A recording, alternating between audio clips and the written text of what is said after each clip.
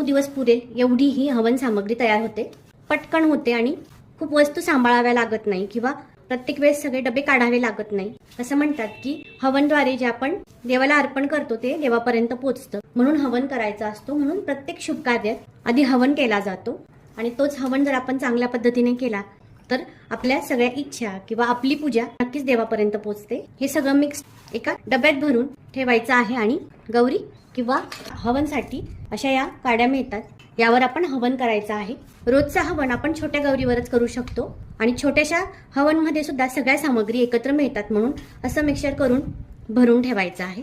तयार झालं आहे आपलं हवनसाठीचं साहित्य. अशा पद्धतीने एका डब्यात भरून ठेवू शकतात आणि बघू शकता आपलं हवन किती छान चाललेलं आहे. घरात छान सुगंध पसरलेला आहे. इतकं छान हे हवन सामग्री तयार होते. नक्कीच बनवून बघा. हवन केल्यानंतर तुम्हाला खूप समाधान मिळेल. व्हिडिओ आवडल्यास लाईक करा, शेअर करा आणि सबस्क्राईब करा. थँक्यू.